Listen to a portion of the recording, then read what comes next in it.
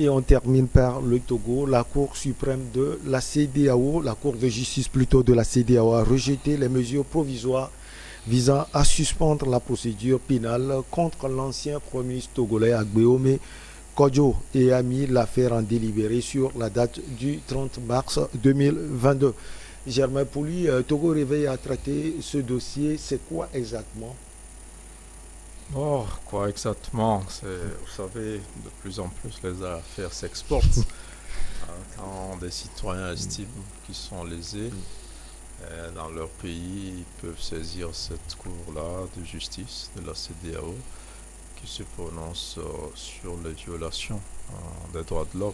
Donc l'ancien candidat malheureux à la présidentielle de février 2020 estime qu'il est victime d'une procédure pénale qui, selon lui, viole donc ses droits et qui souhaiterait qu'on la suspende.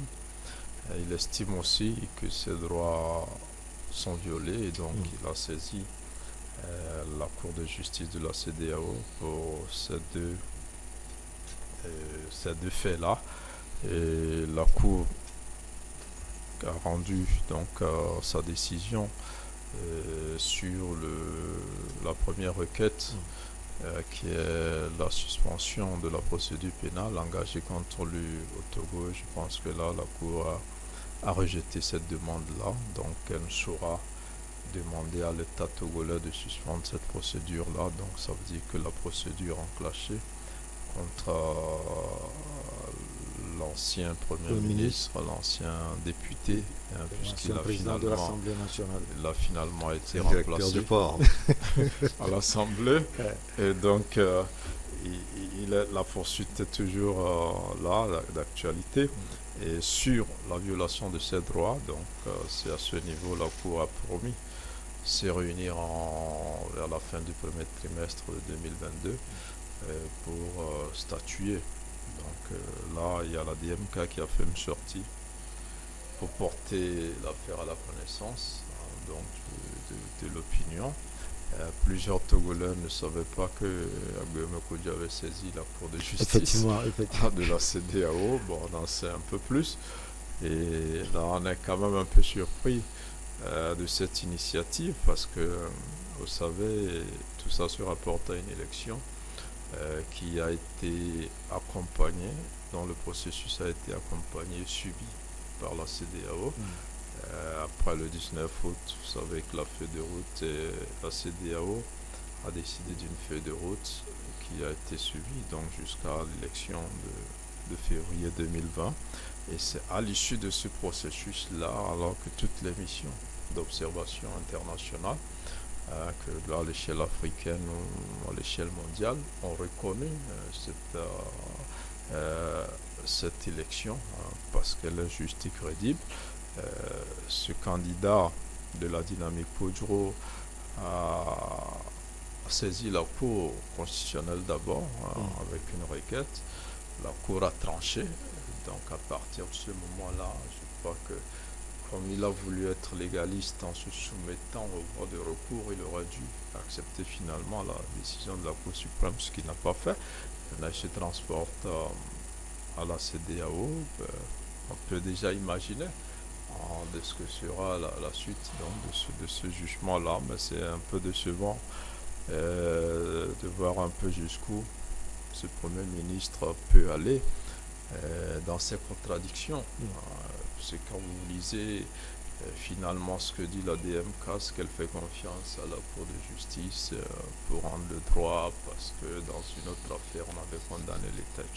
Mais cette CEDEAO qui a été diabolisée par cette même DMK, c'est devant elle qu'elle va encore porter là. Je crois qu'il y a trop de contradictions.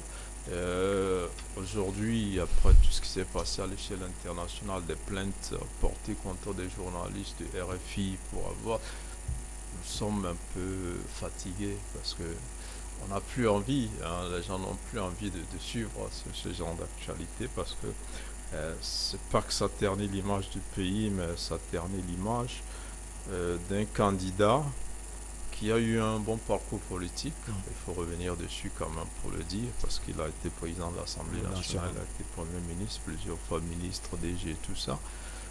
Et qu'on croyait qu'il était assez dense, qu'il avait l'étoffe peut-être d'être présidentiable un jour. Et là... c'est ce qu'il a tenté. Oui, mais là, on ne le reconnaît plus.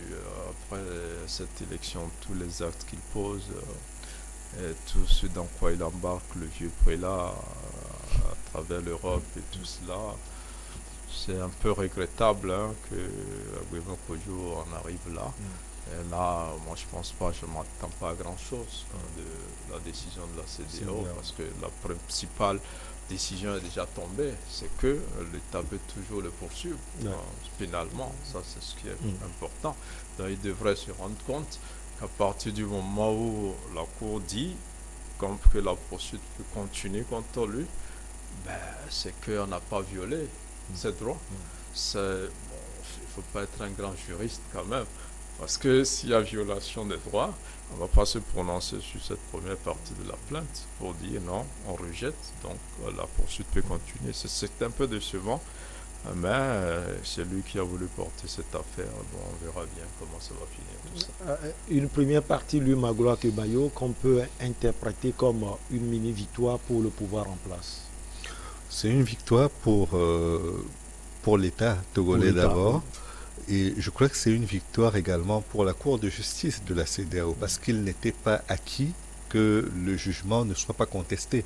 Or, même dans le fait que la Cour ait permis à l'État togolais de continuer ses poursuites, je n'ai pas entendu au sein de la dynamique Monseigneur Podjro des gens dire que cette décision est légitime ou qu'ils ne l'acceptent pas. C'est accepté et c'est tant mieux qu'il en soit ainsi. En revanche, ce que je peux ajouter, c'est que on parle quand même d'un contentieux post-électoral qui est vieux de 2 ans. Et que il faut savoir arrêter par moment. On sait commencer les choses, il faut savoir en sortir également. Et là, malheureusement, je crois que et la dynamique Monseigneur Podjro et l'ancien Premier ministre Agbeome Kojo sont en roue libre aujourd'hui et que ce n'est pas bon pour la démocratie. Ce qui devrait être bon, c'est que comme les autres candidats dans d'autres pays qui ont estimé avoir été élus, je pense à Maurice Kamto au Cameroun, je pense à Jean Ping au Gabon, ils sont restés dans leur pays et malgré le fait qu'il n'ait pas un énorme écho, ils continuent de se battre sur le plan politique. Je crois que c'est ce qu'il faudrait avoir aujourd'hui pour que la scène politique reprenne ses droits. Nous sommes dans un contexte sanitaire très compliqué où les populations ne peuvent plus se rassembler autant qu'elles le faisaient. Mais lui, pour qu'il puisse continuer par se battre pour la démocratie, il doit être au pays. Oui, malheureusement, il estime que s'il rentre, il passera directement par la case prison. Voilà. Et que c'est cela... ce qu'il craint. Mais chacun paye pour ce qu'il a fait. Je crois qu'il y avait un mandat qui avait été lancé contre lui, qu'on l'attendait devant la justice, qu'il ne s'est pas présenté, puis qu'il est sorti pour des raisons de santé. Il ne s'est pas enfui, on lui a donné l'autorisation de partir. Et aujourd'hui, il a saisi la Cour de justice de la CEDEAO. Chacun assume la responsabilité des actes qu'il pose, et je crois que c'est ce qui est valable aujourd'hui pour l'ancien Premier ministre, ancien candidat à l'élection présidentielle. Il va assumer jusqu'au bout, et si jamais il y a une demande d'amnistie ou qu'il y a une amnistie qui lui est accordée automatiquement, peut-être que les choses changeront, mais en attendant, il y a une sentence, il y a une mesure qui a été prise à son encontre, il va en subir les foudres malheureusement. Allez, Germain, quand on ne voit pas de réaction aussi tranchée de la part de la dynamique Monseigneur Podjro sur la décision de la CEDEAO, cela veut dire qu'on fait plus confiance à la Cour de justice de la CEDEAO qu'à la justice de son pays. Bon, vous savez, les gens exagèrent un peu dans la saisine de cette Cour de justice-là. C'est vrai qu'il y a eu quelques affaires spectaculaires dans lesquelles la Cour a condamné les États à payer parce que ces États ont violé les droits des citoyens. Mais après, la tendance, c'est que cette Cour-là est en train d'être saisie comme une juridiction ordinaire nationale. Les gens exagèrent un peu. Ici, je sais parce que un candidat comme Aguiome Kodjo cherche devant cette cour de justice-là, sous prétexte qu'on a violé ses droits, sachant lui-même qu'il s'est mis dans une situation où l'État était obligé de le ramener à la raison, donc en le citant comparaître pour un certain nombre d'actes qu'il a posés et qui sont d'une gravité extrême. Donc il le sait. Donc est-ce qu'on a violé ses droits? Non. Et si la CEDEAO dit qu'on peut poursuivre la procédure, c'est qu'elle estime que ce qu'on lui reproche, il faut aller jusqu'au bout pour voir si c'est établi et qu'il en réponde si c'est établi. Et donc aujourd'hui, la DMK ne peut qu'en réalité dévancer cette décision-là parce que c'est stratégique qu'elle a pensé que le pouvoir allait utiliser cette décision comme si c'était un feu vert pour poursuivre Aguiome, alors que le pouvoir n'a même pas fait cas de la décision. Alors finalement, c'est la DMK qui dévance. Et maintenant, malgré ce qu'on peut appeler un échec sur le premier fait, tu dis, mais on est quand même confiant que la CEDEAO nous donnera raison et on annonce que de toute façon, on voulait ça depuis. Et comme il y a une situation de pandémie et que finalement, aujourd'hui, même si on dit que la procédure peut se poursuivre, ça n'a plus une grande importance pour nous. En fait, c'est ce qu'ils essaient de dire. Mais politiquement, c'est une sortie ratée parce que déjà, l'opinion même est un peu fatiguée de cette affaire de la DMK parce que aujourd'hui, l'opposition togolaise, la vraie, se réorganise pour espérer rebondir. Et donc, certains pensent que l'archevêque de Lomé, en fabriquant Aguiome comme son candidat, l'archevêque émérite, a vraiment détruit l'opposition. Et avant lui, il y a eu le 19 août aussi, dont le leader est accusé par cette opposition traditionnelle-là d'être les deux principales causes. Vous voulez parler de Tibi Achada? Du déclin de l'opposition togolaise qui ne se retrouve pas. Donc, d'abord, la dynamique n'a pas de militants. Les gens ont cru véritablement qu'il y avait un candidat du Saint-Esprit, donc qui a été accompagné par l'archevêque, et que quelque chose allait se passer lors de cette élection. Depuis que ça n'a pas eu lieu, le miracle, aujourd'hui, tout ce qui se passe, c'est peut-être d'ailleurs pour ça que Aguiome Kodjo n'a pas souhaité rester au pays, parce qu'il n'a plus de discours à tenir à l'endroit des populations. Il a discrédité les autres et il s'est présenté comme quelqu'un qui avait des relations en France et à l'international, comme quelqu'un qui avait l'onction du Saint-Esprit, puisque c'est dans une église qu'on lui a remis d'ailleurs le drapeau qu'il intronisait comme candidat d'une opposition finalement fabriquée de toutes pièces par l'ancien archevêque de Lomé. Aujourd'hui, je pense qu'il ferait mieux de négocier politiquement son retour parce qu'il a aussi besoin de revenir. Je pense aussi, je l'avais dit une fois, que l'Église catholique aussi devrait faire l'effort de ramener l'ancien archevêque au pays parce qu'il est fatigué. Et moi j'ai vu ces images la dernière fois, soi-disant qu'il va parler devant l'Assemblée nationale en France. Un jour, il n'y a aucune session, il n'y a personne. Et on montre un vieil évêque fatigué devant cette assemblée en train d'être filmé. Je pense que le responsable de l'Église, la conférence épiscopale devrait faire l'effort de faire entrer Monseigneur Kodjo parce que cette bataille électorale est bien finie il y a longtemps et il n'y a plus de raison que le vieux se fatigue en Europe sur des faits. Vous pensez qu'il se fatigue? Il dit qu'il mène un combat contre l'injustice. Oui, c'est ce qu'il a dit sur une chaîne internationale. C'est normal qu'il le dise parce qu'il est très vieux, il ressemble un peu à un enfant aujourd'hui. Il n'est pas totalement conscient donc de tout ce qui se joue et ceux qui l'ont bien connu même estiment que certaines de ces lettres lui sont attribuées totalement, que ce n'est pas lui qui les rédige. Même si il tient un discours parfois cohérent, Et à son âge, c'est facile d'imaginer quand même qu'il est manipulé et qu'il est pratiquement pris en otage par certains qui ont voulu s'en servir déjà pour émouvoir un peu la communauté catholique. Après, ça n'a pas marché. Maintenant, il faut tenter au niveau des institutions internationales. Et là encore, c'est sans succès. Donc, pour moi, Guillaume gagnerait vraiment à négocier son retour et se reposer un peu au Togo. L'Église aussi gagnerait à faire revenir l'ancien archevêque parce que c'est un combat qui n'a pas de raison d'être. C'est un combat qui ne suivi par personne en réalité, par personne.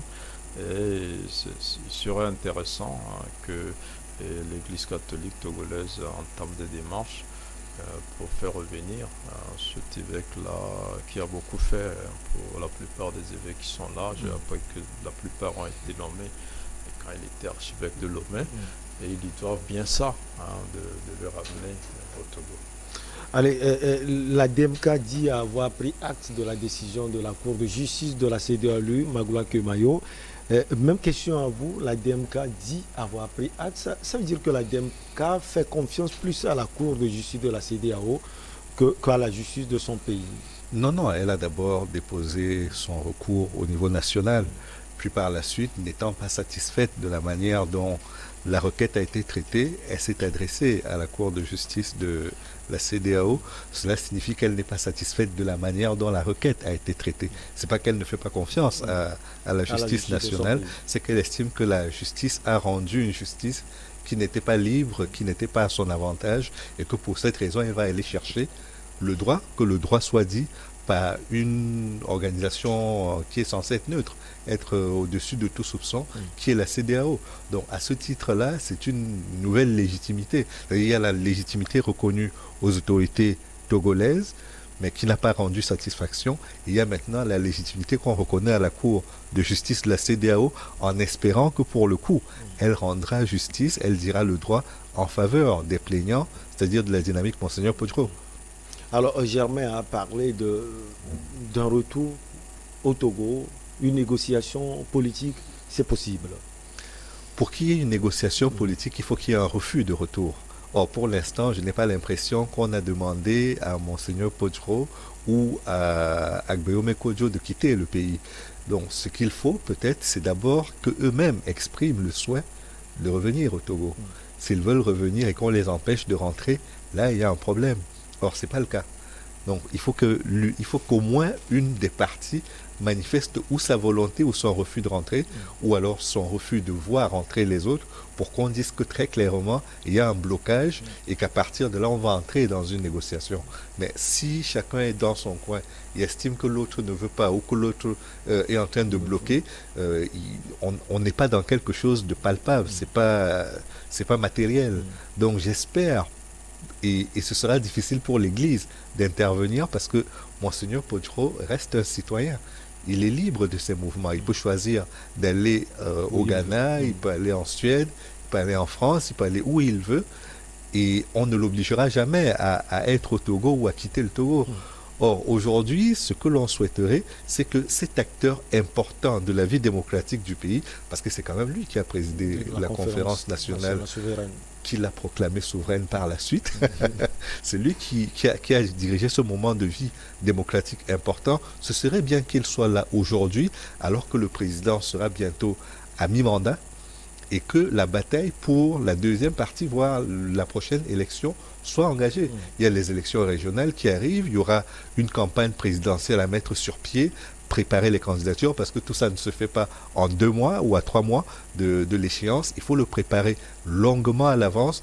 Donc j'espère pour eux qu'ils seront conscients de cela, qu'ils rentreront et qu'ils ne trouveront aucun obstacle, ni sur le plan juridique, ni sur le plan politique, pour exercer leurs droits de citoyen sur le terrain. Tout le monde l'espère, j'espère que vous aussi, ils le souhaitent. Allez, vous avez parlé de la volonté de 2 parties, mais vous avez plus souligné une partie, cette partie DMK, et l'autre partie, Germain Pouli, la justice togolaise, doit aussi manifester cette volonté. Non, ce n'est pas la justice qui manifeste. Là, il est poursuivi. Donc, il s'agit d'une infraction à caractère un peu politique. Donc c'est possible. Vous savez, c'est pas la première fois qu'Agbemé fuit le pays. Et c'est pas la première fois qu'il revient. Donc il sait comment revenir en réalité. Je pense qu'il sait comment revenir.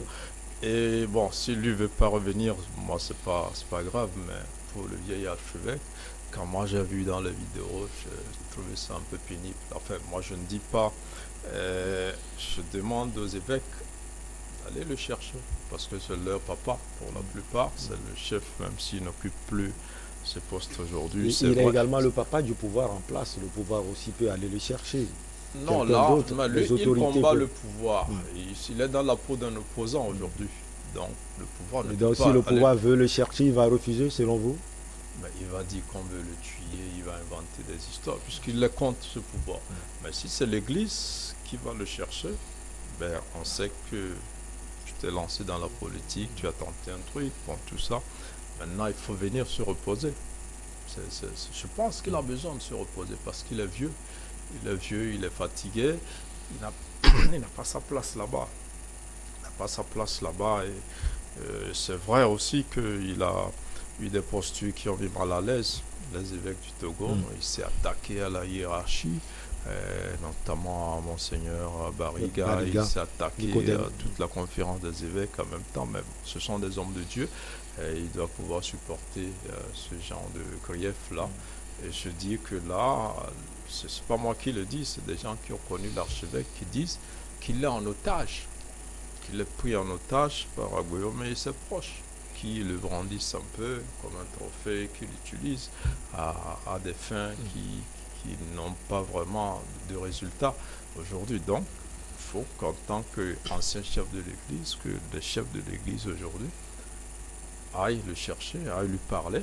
Pourquoi une mission de la conférence des évêques n'irait pas le rencontrer pour lui demander de revenir et voir comment l'aider à revenir. Moi je pense, il est vieux. Si c'était un jeune, on ne dirait pas ça, on se dirait qu'il est parfaitement conscient de ses décisions et de ses choix.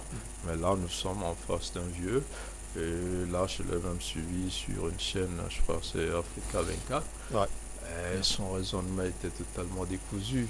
Vous voyez, c'est-à-dire qu'il racontait des histoires sur Macron. Et il est vraiment fatigué, moi je pense que l'Église catholique togolaise gagnerait à le ramener au bercail pour qu'il se repose. Comment vous avez trouvé son intervention? Dans le cas de Monseigneur Podjro, on est dans un mouvement, dans une dynamique qui l'a emporté et dont il a du mal à s'extraire aujourd'hui. Et je n'ai pas l'impression que le gouvernement togolais seul ou l'Église togolaise seule arriveront à lui faire entendre raison. Il faudrait peut-être faire intervenir le Vatican, il faudrait peut-être faire intervenir l'Église catholique de ces pays d'accueil pour soit le ramener au Togo, soit lui offrir des conditions d'une retraite meilleure que celle qu'il est en train de vivre actuellement.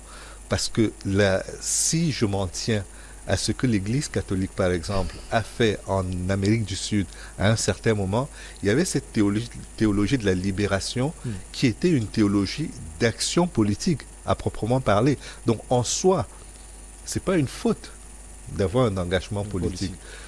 Monseigneur Podjro est d'abord un citoyen togolais avant d'être un prélat à la retraite. Donc, s'il exprime le souhait aujourd'hui de revenir au Togo et de faire cette théologie de la libération au sens le plus élémentaire de la théologie de la libération, pourquoi pas? Mais je ne vois pas l'intérêt qu'il a aujourd'hui à mener ce combat à l'extérieur de façon quasi inaudible, parce que même si les portes des rédactions à l'international lui sont ouvertes, je n'ai pas l'impression que sur le terrain cela change grand-chose à la donne. Ils cherchent des informations, donc les portes seront ouvertes. Voilà. Donc ce que je souhaite pour ma part, et ça c'est pour la vitalité même de la démocratie togolaise, c'est que tous ces opposants reviennent au pays et qu'ils préparent la prochaine élection. Ils ont raté celle de 2020. peut-être que celle de 2025 leur sourira, peut-être que les régionales leur seront favorables. Je n'ai aucune idée de la manière dont ces choses-là se passent, mais la seule manière de ne pas savoir ce qui se passera, c'est de rester à l'extérieur et de ne pas participer au jeu. Or, s'ils veulent véritablement apporter leur empreinte sur la vie, marquer la vie politique de leur empreinte, il faudrait qu'ils soient là et qu'ils soient aux côtés des populations à ces moments difficiles pour leur apporter leurs idées, leur apporter leurs projets de société et pourquoi pas un programme pour sortir de la pauvreté, sortir de la dictature comme il la qualifie et développer le pays. Merci beaucoup à vous, Lieu Magloire Kemayo. Vous êtes journaliste et écrivain. Germain Pouli, un dernier mot peut-être. Non, c'est bon, merci. C'est bon. Merci également à vous, Germain Pouli. Vous êtes journaliste, directeur de publication de Togo Réveil. Merci à vous également. On se retrouve donc la prochaine fois. À très vite.